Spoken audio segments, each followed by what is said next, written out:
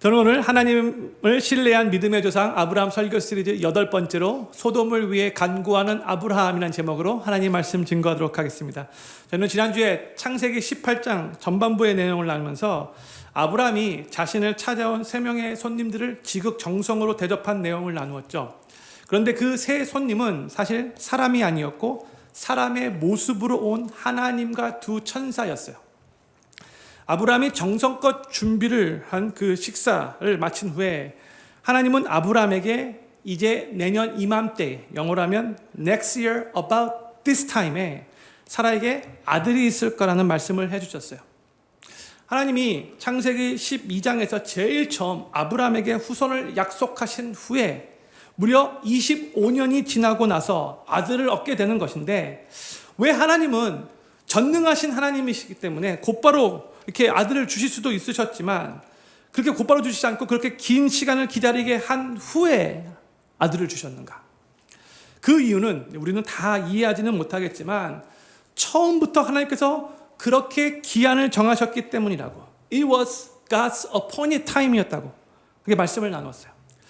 그리고 하나님이 정하시는 그 하나님의 타이밍은 우리는 잘 이해하지 못할 수 몰라도 그 시간이 가장 완벽한 perfect 타이밍이라는 거. 또한 그 하나님의 때를 우리가 기다리는 동안에 하나님은 우리를 아름답게 빚으시고 준비하시고, 또한 하나님은 하나님의 계획을 이루시며 또 그것을 통해서 영광 받으신다라고 말씀을 나누었습니다. 이제 오늘 본문 말씀으로 들어와서 사람의 모습으로 아브라함에게 찾아온 하나님과 천사들은 이제 소돔으로 가기 위해서 자리에서 일어났고요. 아브라함은 그들을 배웅하러 함께 나갔는데 뜻밖의 아주 중요한 얘기를 하나님께로 듣게 됩니다. 오늘 본문 말씀의 내용, 성도님들 그 내용 자체는 어렵진 않지만 이 내용을 우리 삶에 받아들이기는 쉽지 않은 말씀이라고 생각돼요.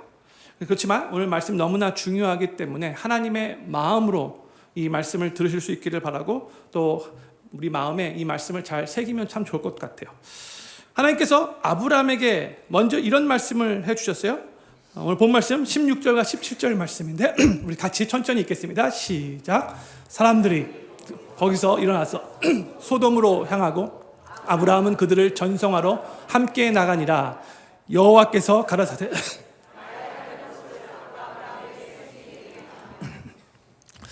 하나님께서 이제 곧 하실 일을 이제 아브라함에게 먼저 말씀하시기로 하신 거예요.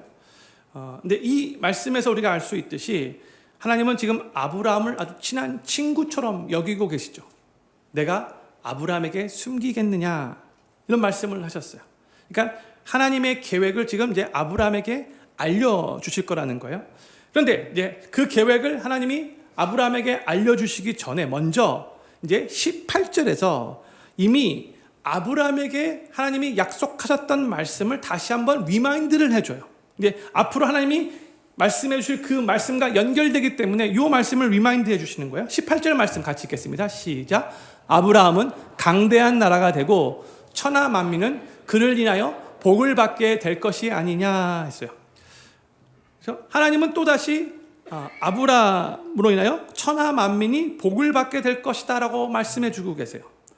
그러니까 하나님께서 아브라함을 택하신 이유가 그저 아브라함 자신만을 위해서가 아니라 온 천하 만민을 위한 축복의 통로가 되게 하시기 위해서라는 것을 하나님이 다시 한번 리마인드 해 주신 거예요. 내가 너를 택했는데 내가 너를 택한 이유는 너만을 위한 게 아니야. 온 천하 만민을 위한 것이야. 이걸 다시 한번 말씀해 주신 거죠. 근데 성도님들, 하나님께서 우리 각자 여기 계신 성도님들 한 분 한 분을 택하시고 부르신 이유도 마찬가지예요. 우리 자신만을 위한 게 아니에요. 하나님은 우리를 통해 또 천하 만민이 복을 받게 하시기를 원하신다는 것을 우리가 늘 기억해야 돼요. 우리의 구원은 우리만을 위한 것이 아닙니다. 저를 한번 따라해 주시면 감사하겠습니다. 우리의 구원은 우리만을 위한 것이 아닙니다. 그럼 또 누구를 위한 거예요? 우리 주변에 있는 다른 사람들을 위한 거죠. 그렇죠? 하나님이 우리를 구원해 주셨는데 그 이유가 또 다른 사람들을 섬기게 하기 위해서예요. 온 천하 만민이 우리를 통해서 복받게 하기를 원하세요. 그래서 우리를 먼저 구원해 주신 거예요. 하나님은 이제 19절에서 하나님이 아브라함을 부르시고 축복의 통로가 되게 하시는 그 이유와 그 목적을 조금 더 깊이 있게 한 가지 내용을 더 추가해서 또 이렇게 말씀해 주십니다. 19절 말씀 같이 읽겠습니다. 시작. 내가 그로 그 자식과 건속에게 명하여 여호와의 도를 지켜 의와 공도를 행하게 하려고 그를 택하였나니 이는 나 여호와가 아브라함에게 대하여 말한 일을 이루려 함이니라 했어요. 이 19절 말씀이 조금 좀 복잡하게 번역되었는데 쉽게 설명하자면 이런 거예요.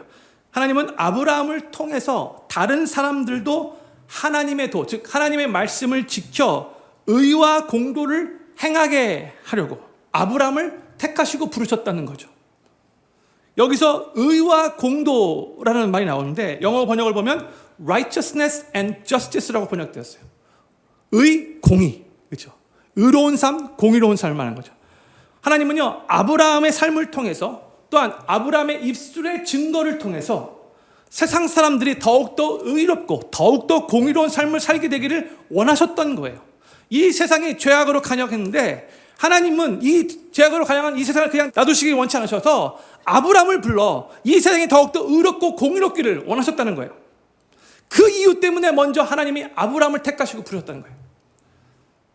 근데 마찬가지로 하나님께서 우리를 먼저 택하시고 우리에게 하나님께서 먼저 은혜를 베풀어 주시고 아무런 공로 없이 우리 구원받게 하시고 하나님의 자녀 삼아 주시고 또 부족하지만 우리를 축복의 통로로 우리를 부르셨는데 그 이유도 마찬가지예요. 우리 혼자만 하나님의 그 은혜와 축복을 누리며 그저 우리만 잘 먹고 잘 살게 하기 위해서 우리를 그렇게 부르시고 택하신 게 아니고요. 우리 주변에 있는 사람들이 우리의 삶을 통하여 또한 우리가 선포하는 우리 입술의 고백을 통하여 더욱더 의롭고 공의로운 삶을 살게 하기 위해서라는 거예요. 이걸 기억해야 돼요. 그러니까 하나님께 부르심을 받고 하나님의 자녀가 되고 하나님의 축복의 통로로 세움받은 우리는 우리의 삶을 통해 하나님의 의와 공의를 행하고 또한 하나님의 의와 공의를 증거하며 나타내는 책임과 사명이 있다는 것을 항상 기억하며 이 세상을 살아가야 한다는 거예요. 하나님은 하나님 나라 백성인 우리를 통해 이 세상을 아름답게 변화시키시기 원하십니다. 이걸 기억하셔야 돼요. 저는 필그림교회 모든 성도님들이 하나님께서 먼저 우리를 택하시고 하나님의 은혜로 우리를 구원해 주시고 하나님의 자녀 삼아 주시고 하나님의 축복의 통로로 세워주신 것에 대해서 먼저 감사하는 마음을 가지시기를 바라고 또한 하나님께서 우리 삶을 통해서 의와 공의를 나타내시며 증거하시기를 원하신다는 것을 기억하시면서 최선을 다해 이 세상을 아름답게 변화시키는 그 책임과 사명을 잘 감당해 나가시게 되기를 우리 구주 예수님의 이름으로 간절히 축원합니다. 이 18절과 19절의 말씀을 하나님이 먼저 아브라함에게 하신 후에 이제 하나님이 이 땅에 사람의 모습으로 오신 그 구체적인 이유를 하나님이 곧 하시게 될 그 계획을 이제 20절과 21절에서 아브라함에게 이제 알려주세요.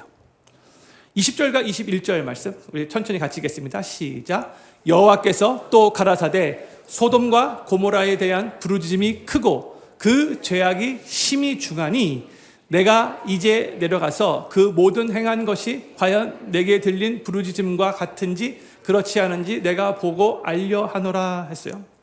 다시 20절 말씀 보여주세요. 20절 말씀 하나님은 소돔과 고모라에 대한 부르짖음이 크고 그 죄악이 심히 중하다고 이렇게 말씀을 하셨어요. 그리고 그들의 죄가 너무 크고 심각해서 하나님이 직접 21절 보면 내가 내려가서 보고 알아야겠다라고 생각하셔서 직접 내려오셨다라고 이렇게 말씀을 하고 계시죠. 근데 우리가 이 말씀을 정확하게 잘 이해하는 게 중요해요. 하나님이 하늘에서 모든 것을 이렇게 정확하게 파악하기가 힘들기 때문에 직접 내려와서 눈으로 확인하고 좀 더 잘 알아봐야겠다 이런 의미로 이 말씀을 하신 게 아니에요.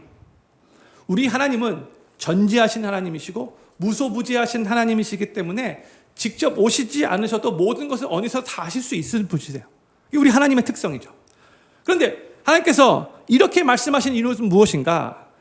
하나님께서 이 죄악으로 간영한 이 소돔과 고모라를 이제 심판하시기로 생각하셨는데 심판하시기 전에 그들의 죄악에 대해서 아주 지금 하나님이 신중하게 생각하고 계시고 또 그에 맞춰서 공의로운 판결을 내리시는 분이시라는 것을 이런 식으로 우리들에게 알려주는 거예요. 그만큼 소돔과 고모라를 향한 하나님의 그 심판이 하나님의 오랜 고뇌 끝에 아주 신중하게 이루어진 심판이라는 것을, 또 하나님도 지금 이 소돔과 고모라를 심판할 수밖에 없는 그 상황이 너무나 안타까워하신다는 것을 이런 식으로 지금 알려주고 있는 거예요. 성도님들, 하나님이 죄악에 간영한 어느 성을, 누구를 심판하신다는 거, 이거 하나님 정말 마음 아파하시는 거예요. 고뇌 끝에 마음 아파하시면서 이런 결정을 내리신다는 거, 이거 기억해야 돼요. 지금 바로 그런 의미인 거예요. 우리가 이미 소돔이 어떤 곳인가, 고모라가 어떤 곳인가 전에 잠깐 나눴는데, 이 소돔과 고모라가 있는 쪽의 땅은 일찍이 아브라함의 조카 롯이 눈에 보기에도 물이 아주 풍족하고 그 땅이 아주 비옥했기 때문에 그 땅을 먼저 덥석 선택했잖아요. 그렇죠? 물이 풍족한, 비옥한 땅이었어요. 그쪽 땅은. 근데 그뿐만이 아니고요. 이 소돔과 고모라 땅은 물질적으로도 아주 풍요로운 곳이었고요. 눈으로 볼 때 정말 그 당시에 삐까뻔쩍한 아주 화려했던 땅이에요. 그런데 하나님께서 뭐라고 말씀하시냐면, 이 소돔과 고모라는 죄악이 심히 크고 중해서 그 이유 때문에 하나님이 그 성을 심판하실 계획을 갖고 계신다라고 그걸 알려주고 계세요. 오늘 본문 말씀은 아니지만 창세기 19장에 보면 소돔의 죄가 얼마나 컸는지를 우리들에게 한 예로 보여줍니다. 두 천사가 지금 아브라함과 함께 있다가 소돔 땅으로 먼저 향했어요. 그리고 저녁에 롯의 집에 도착을 했는데, 소돔 사람들이 그 두 천사가 이제 사람인 줄 알고 롯의 집으로 찾아왔어요. 많은 사람들이 찾아왔어요. 그러면서 뭐라고 말을 했는가?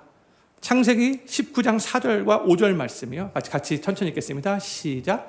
그들의 눕기 전에 그 성 사람 곧 소돔 백성들이 물은 노소하고 사방에서 다 모여 그 집을 에워싸고 롯을 부르고 그에게 이르되 이 저녁에 내게 온 사람이 어디 있느냐 이끌어내라 우리가 그들을 상관하리라 하세요. 이 말씀은 너무나 마음 아픈 말씀이에요. 여기 보면 4절에 소돔 백성들이 물은 노소하고 사방에서 다 롯의 집 주변으로 모였어요. 근데 이것은 뭘 의미하는가? 온 성이 다 죄악 가운데 빠져 있었다는 것을 이런 식으로 표현하는 거예요. 그러면서 그 소돔 사람들이 롯에게 뭘 요청을 하는가? 우리가 너희 집에 2명의 손님이 찾아왔다는 것을 아는데 그 사람들을 이끌어내라. 우리가 그들을 상관할 거다. 이렇게 말을 해요. 그들을 상관하리라. 이 말은 그들과 성관계를 맺을 것이다. 이런 의미예요. 성폭행할 거라는 의미예요.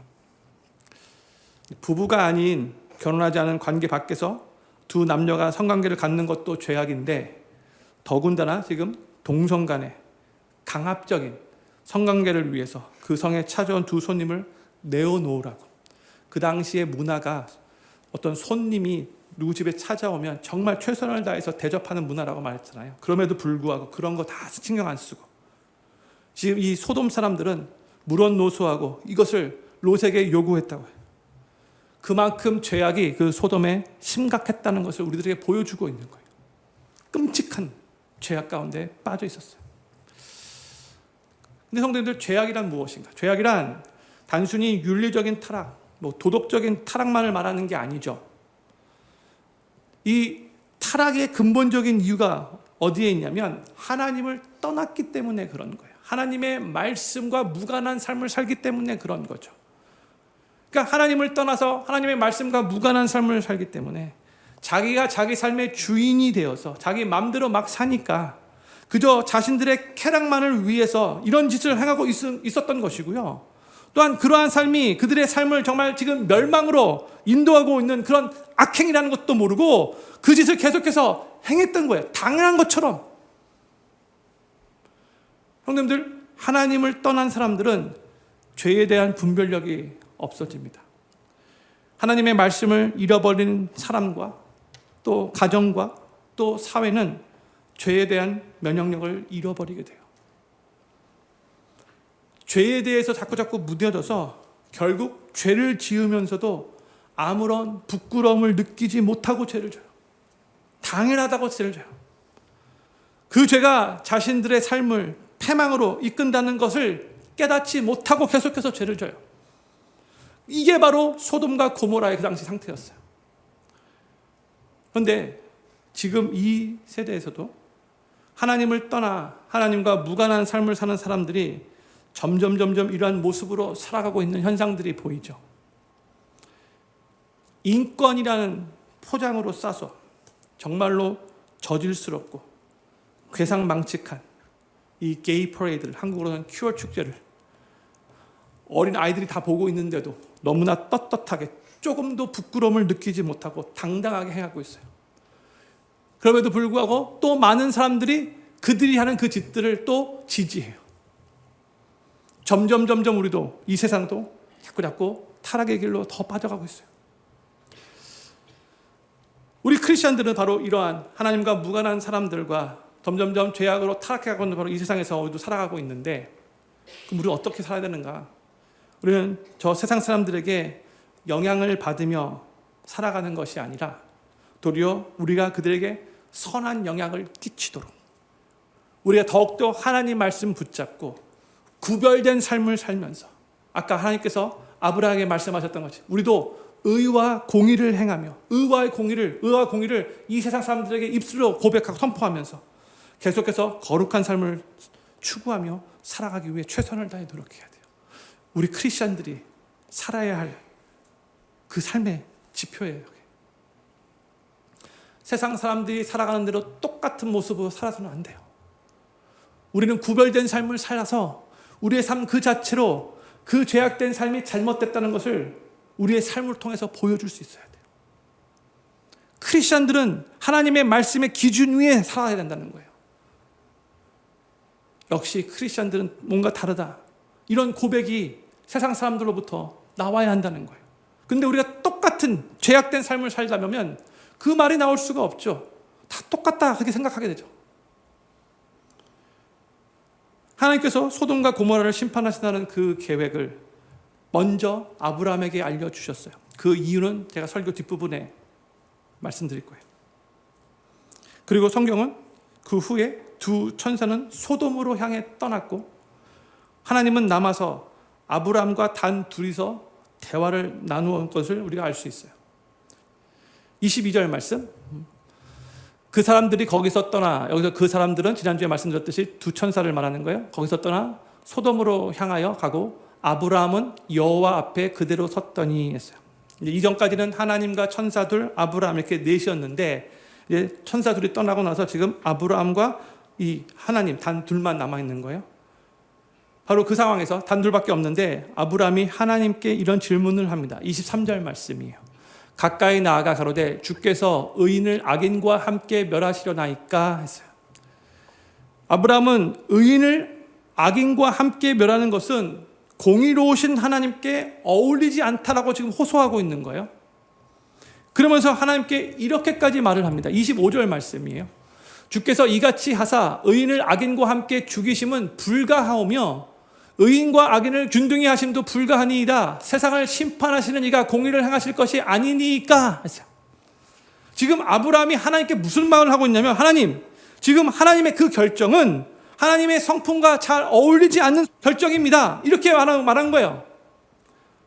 어떻게 보면 거룩하신 하나님이, 전지하신 하나님이 듣기에는 조금 건방지게 들릴 수 있는 말이죠. 아브라함이 뭘 그게 안다고. 하나님은 지금 고뇌 가운데 그렇게 결정하신 건데, 지금 아브라함이 하나님께 은근히 하나님께 지금 설교하는 식으로 말하고 있는 거예요. God, what you're about to do, I think it's wrong. How can you do that? 이런 식으로 말하는 거죠. 그런데 하나님은 그렇게 말하는 아브라함에게 뭐라고 말씀하시지 않아요. 그냥 그대로 다 가만히 다 듣고 계세요.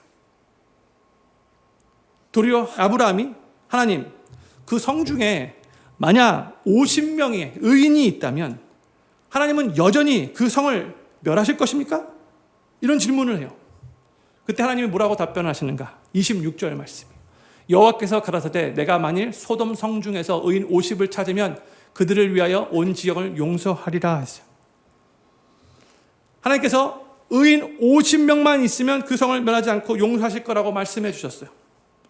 그런데 아브라함은 거기서 멈추지 않고 다시 하나님께 간구하죠. 27절과 28절 말씀이에요. 아브라함이 말씀하여 가로되 티끌과 같은 나라도 감히 주께 구하나이다. 50의인 중에 5인이 부족할 것이면 그 5인 부족함을 인하여 온 성을 멸하시리이까 가라사대 내가 거기서 45인을 찾으면 멸하지 아니하리라 했어요. 이 말씀 너무나 유명한 말씀인데 성도님도 오늘 이 말씀 정확하게 잘 이해하시면 좋을 것 같아요. 어쩌면 그동안 들어왔던 내용과 다를 수 있어요. 잘 들으시면 좋을 것 같아요. 지금 처음에 50명으로 시작했는데 다시 45명으로 5명의 숫자를 내려서 하나님께 아브라함이 간구를 했어요. 근데 하나님은 의인 45명만 있어도 그 성을 멸하지 않을 거라고 말씀해 주셨어요. 그러다가 아브라함은 다시 40명으로 숫자를 내려서 하나님과 어떻게 보면 딜을 해요. 그러다가 거기서 끝나지 않고 또 하나님이 오케이 하시니까 30명으로 숫자가 내려와요. 그리고 그러다가 20명으로 내려와요. 그러다가 10명까지 내려왔어요. 그리고 하나님은 10명만 있어도, 의인 10명만 있어도 심판하지 않겠다라고 말씀해 주세요. 총 6번에 걸쳐서 아브라함과 하나님이 대화 가운데 50명에서 10명까지 내려온 거예요. 의인 숫자. 여기서 우리가 한 가지 먼저 생각해 보고 싶은 게 있어요. 아브라함은 그 성에 부자가 몇 명인지, 아니면 유능한 지식인이 몇 명이 있는지, 아니면 사회적인 저명 인사가 몇 명이 있는지 그거에 대해서 하나님과 말하고 있지 않아요. 왜냐하면 그 성 안에는 이미 죄 많이 짓고 있는 부자, 죄 많이 짓고 있는 지식인, 죄 많이 짓고 있는 저명 인사들이 수두룩했기 때문에 그런 거죠. 우리가 꼭 기억해야 할 것은 무엇인가? 하나님께서 정말로 원하시고 찾는 사람은 하나님의 말씀과 무관하여 죄를 범하는 그런 유능한 사람이 아니에요. 많이 부족하더라도 죄에 대해 민감하고 하나님의 말씀대로 살아가려고 애쓰고 노력하는 그 사람들을 하나님께서 원하고 찾으신다는 거예요. 이걸 기억해야 돼요. 사랑하는 필금교회 성도님들, 하나님은 우리가 이 세상에서 얼마나 똑똑하게, 얼마나 부유하게, 얼마나 많은 것을 이루며 살고 있는가에 관심을 갖고 계시지 않아요. 하나님은요, 우리가 이 세상에서 얼마나 거룩하게, 얼마나 주님의 의와 공의를 이루며 살고 있는가, 여기에 더 관심을 갖고 계시는 분이세요. 암만 똑똑하고 암만 부유하다 할지라도 그 삶이 거룩하지 못하면 하나님은 그 사람 별로 원치 않으세요. 그 사람 찾지 않으세요. 근데 우리가 한 가지 이제 정확하게 또 이해하고 넘어갈 게 있어요. 오늘 본문 말씀에서 하나님이 찾으시는 이 의인은 죄가 전혀 없는 완벽히 거룩한 사람을 말하는 것은 아니에요. 로마서 3장 10절을 보면 의인은 없나니 하나도 없다라고 선포하고 있죠. 그러니까 실제로 죄가 없는 완벽한 의인은 이 세상에 아무도 없어요. 다 죄를 짓는 죄인이에요. 그런데 오늘 본문 말씀에서의 이 의인은 죄로 타락한 이 세상에서도 여전히 하나님 믿고 하나님 의지하며 여전히 하나님의 말씀대로 구별된 삶을 살기 위해서 노력하는 사람을 의미하는 거죠. 창세기 6장에 보면 노아에 대해서 설명할 때도 분명히 노아는 완벽하지 못하고 죄를 짓는 죄인이었지만 성경은 노아를 당대의 의인이라고 소개하고 있어요. 오늘 본문 말씀에서의 의인은 전혀 죄를 짓지 않는 사람이 아니라 자신에게 죄성이 있고 또 죄를 지으며 살아가고 있다 할지라도 그럼에도 불구하고 하나님을 믿고 하나님을 의지하며 하나님 말씀에 순종하여 그 말씀대로 살아가기 위해 부단하게 노력하며 살아가는 자를 의미하는 거예요. 그게 의인이에요. 지금 아브라함은 하나님께 하나님, 이 성에 의인이 살고 있다면 이 성을 심판하실 때 그 의인들까지 함께 멸망시키는 것은 전혀 옳지 않습니다. 이런 식으로 말한 거죠. 하나님 어떻게 의인을 저 악인들과 함께 그렇게 멸망시킬 수 있습니까? 그건 하나님의 성품과 다르잖아요. 이렇게 말하고 있는 거예요.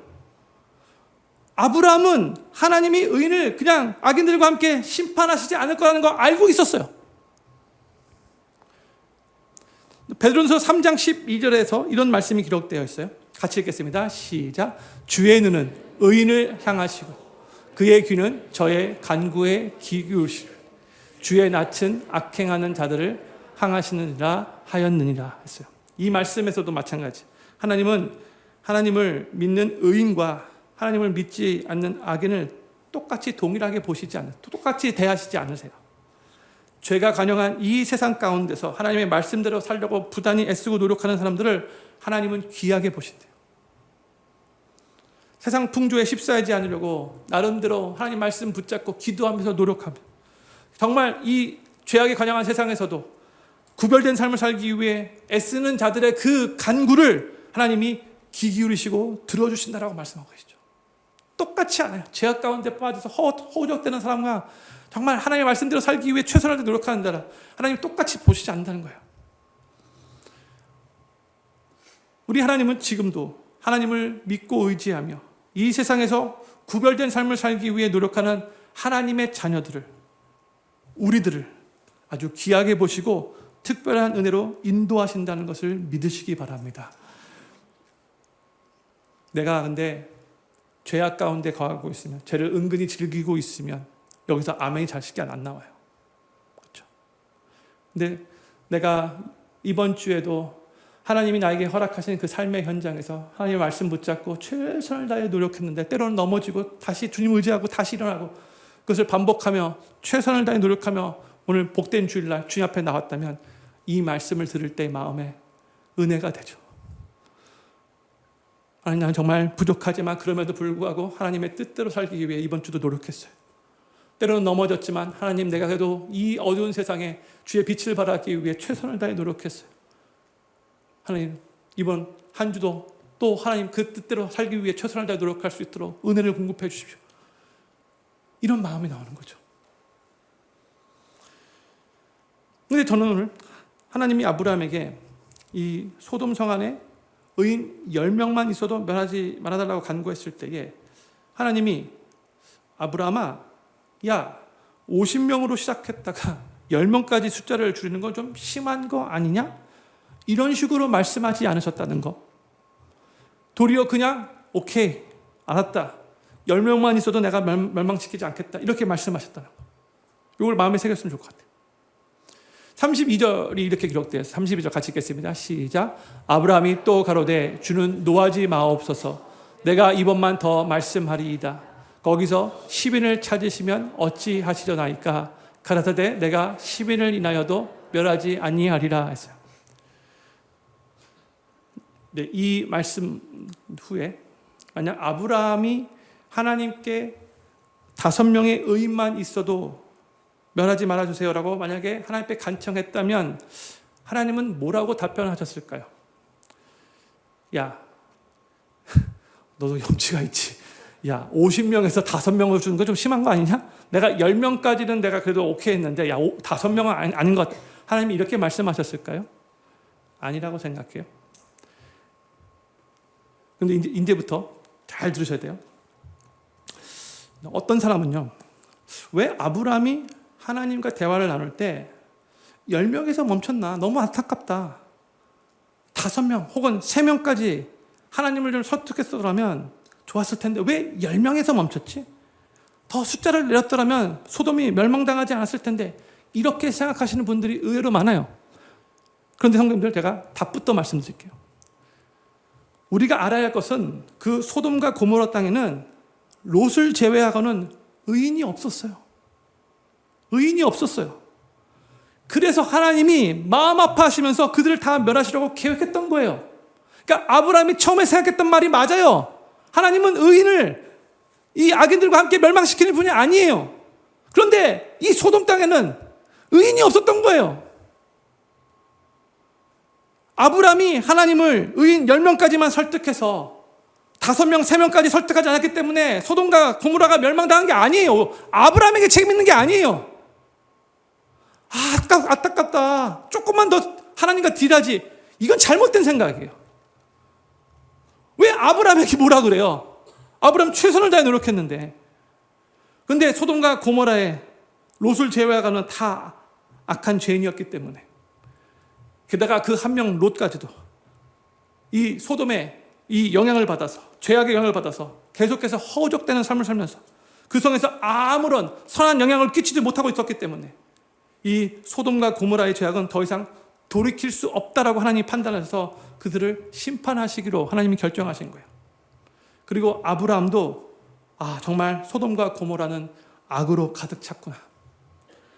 하나님이 찾으시는 그 의인이 정말로 없구나. 그 사실을 깨닫게 되어서 더 이상 하나님을 설득하려고 하지 않았던 거예요. 없기 때문에. 그리고 바로 이 상황에서 아브라함의 간구의 내용이 바뀐 거죠. 하나님 정말로 저 소돔과 고모라에 의인이 없어서 심판하신다면 하나님 그래도 제 조카 롯과 그의 가족들은 구원받게 도와주십시오. 이렇게 바뀐 거예요.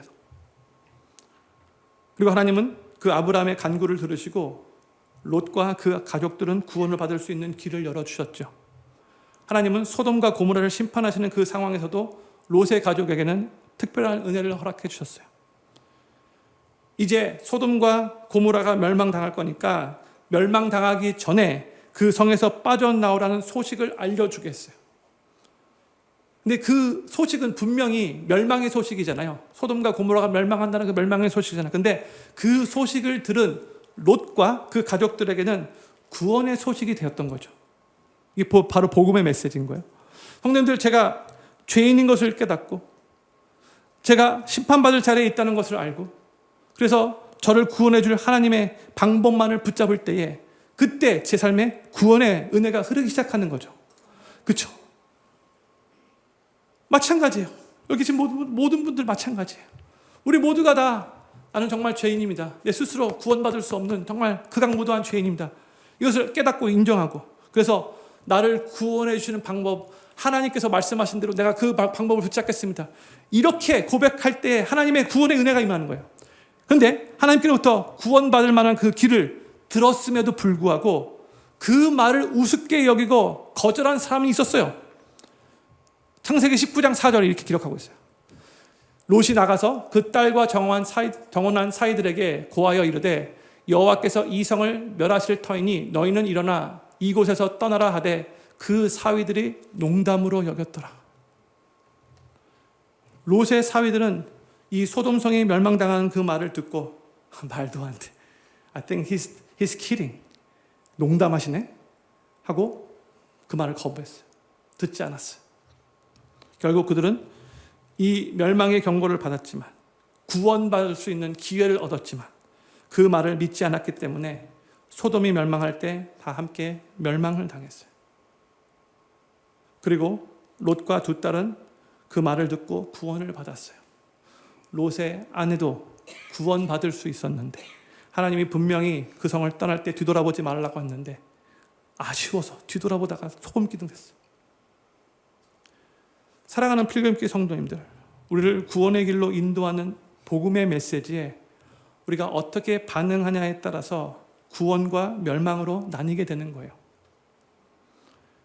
지금 이 시대를 살아가는 수많은 사람들도 구원받을 수 있는 그 구원의 길이 활짝 열려 있음에도 불구하고 오늘도 자신의 죄를 온전히 회개하고 예수님을 삶의 구세주로 영접하고 그 주님을 삶의 주인으로 모셔드리면 구원받을 수 있는데 그게 성경의 가르침인데 그게 바로 복음 메시지인데 그 구원의 메시지를 받아들이지 않고 예수를 믿으면 구원을 받는다고? 말도 안 돼. You're kidding. 이렇게 생각하며 결국 멸망의 길로 걸어가는 사람들이 엄청나게 많이 있죠. 안타까운 거예요. 저는 오늘 본 말씀을 결론 맺으면서 제가 처음부터 말씀한 내용을 같이 한번 성도들과 나누고 말씀을 결론 맺고 싶어요. 성도들에게 질문 드리고 싶어요. 이제부터 하는 말씀만 잘 들으시면 돼요. 왜 하나님은 처음부터 굳이 아브라함에게 먼저 나타나셨을까요? 원래 소돔과 고모라를 심판하실 계획이셨는데 왜 아브라함에게 먼저 나타났을까요? 그리고 하나님은 왜 천사들과 함께 소돔 땅으로 먼저 떠나지 않고 왜 단 둘이서만 대화하는 시간을 가졌을까요? 왜? 하나님의 마음으로 잘 이해하시면 좋을 것 같아요. 왜 하나님은 소돔과 고모라를 심판하시는 그 계획을 그냥 심판하시면 되는데 아브라함에게 미리 알려주셨을까요? 왜 하나님은 아브라함이 하나님을 막 설득하려고 할 때에 어떻게 보면 조금 기분 나쁘실 수 있지만 하나님의 입장에서 왜 고분고분 그냥 그대로 다 받아주셨을까요?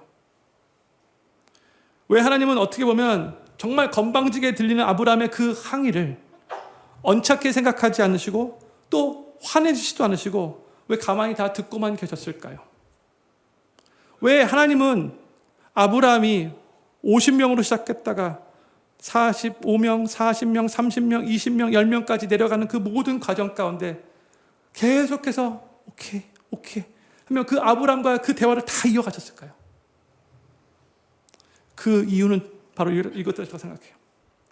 하나님께서 죄악이 들끓고 있는 저 소돔과 고모라를 이제 멸하시는데, 그런데 그 성 안에 의인이 없어서 결국 하나님이 마음 아파하시며 심판하실 수밖에 없으셨는데, 그래서 너무나 하나님 지금 마음이 슬프신데, 바로 그 상황에서 그 소돔과 고모라를 심판할 수밖에 없는 그 하나님의 아프고 슬픈 마음을 누군가가 조금이나마 이해해 주기를 바라셨던 거예요.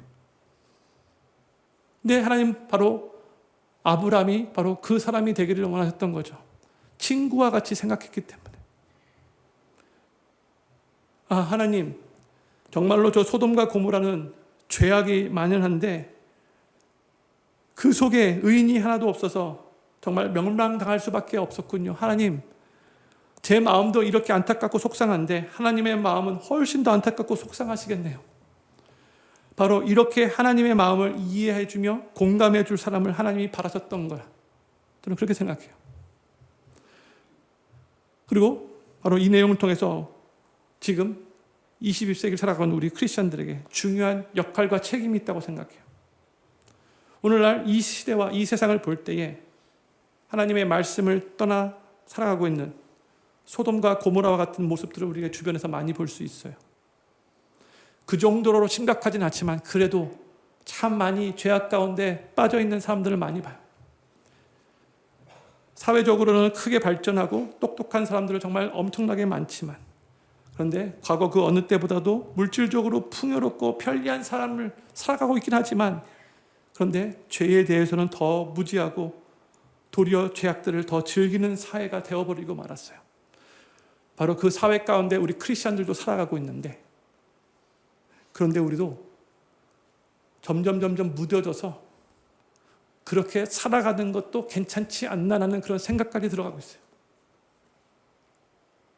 어쩔 수 없지 않는가, 다 그런데 이런 생각을 갖고 있죠. 그런데 하나님은 오늘날도 이 땅 가운데 하나님의 마음을 이해하고 한 영혼이라도 구원받기를 소망하며 간구하는 하나님, 이 땅에 죄악이 가장하고 있는 바로 이 땅에 하나님을 거부하고 자기 마음대로 살아가고 있는 사람들이 저렇게 많이 있는데 하나님 마음 너무나 아프시죠. 그래서 하나님과 세상을 이어줄 바로 그 중보자를 하나님께서 찾고 계신다는 거예요. 죄악이 점점 간영해지고 이 세상이 점점 더 타락해진다 하더라도 하나님의 마음을 가지고, 하나님, 죄악이 관영한 이 땅을 그냥 가만히 놔두시지 마시고 하나님, 이 땅에 계속해서 복음의 광채의 빛을 비춰주게 해주시고, 하나님, 내가 많이 연약하고 부족하지만 하나님, 나를 통해서 주님의 빛이 발해지기를 원합니다. 하나님, 나를 사용해 주십시오. 하나님, 지금 구원받지 않은 사람들이 너무나 많이 있는데 진리를 깨닫지 못해서 방황하고 있는 영혼들이 너무나 많이 있는데, 하나님, 저들 불쌍히 여겨주셔서 하나님, 하나님의 백성들이 이 땅에 더욱더 많아지게 해주시고, 하나님, 예수님 믿지 않는 자들, 저 이웃들을 하나님, 주님께서 찾아가 주셔서 하나님 꼭 예수님 믿게 도와주셔서 우리가 살고 있는 이 땅이 죄로 말미암아 그렇게 타락해지지 않고 조금씩 우리로 말미암아 또 아름답게 변하게 도와주십시오. 이렇게 기도하는 바로 그 중보자를 하나님이 오늘도 우리에게 찾고 계시고 우리에게 그렇게 기대하고 계신다는 거예요. 모든 크리스천들은 바로 이 사명감이 있다는 거예요. 그 사명감을 가지고 살기 위해서는 우리가 롯과 같이 이 세상의 죄악 가운데 빠져 허우적대서는 안 돼요. 하나님의 말씀 붙잡고 하나님의 그 의와 공의를 행하기 위해서 더욱더 최선을 다해 노력해야 돼요. 그러할 때에 그 하나님의 마음을 우리가 더 이해할 수 있고, 그러할 때에 하나님과 세상 사이에서 우리가 더욱더 하나님께 정말로 간절한 마음으로 하나님의 마음을 이해하며 더욱더 기도할 수 있는 거죠. 저는 여기 계신 모든 필그림교회 성도님들이 하나님을 멀리하고 죄악 가운데 빠져서 무지하게 살아가고 있는 바로 이 세상 한가운데서 그 모습을 보고 아파하시는 하나님의 마음을 더욱더 이해하시고 하나님의 마음으로, 하나님의 심장으로 한 영혼이라도 더 구원받기 위해서 간절히 중보기도하는, 많이 연약하고 부족함을 느낀다 할지라도 계속해서 하나님의 말씀 붙잡고 이 땅에 의와 공의를 행하기 위해 최선을 다해 노력하는, 하나님이 찾으신 바로 그 한 사람, 아브라함과 같은 삶을 살아가시게 되기를 우리 구주 예수님의 이름으로 간절히 축원합니다. 우리 같이 자리에서 일어나셔서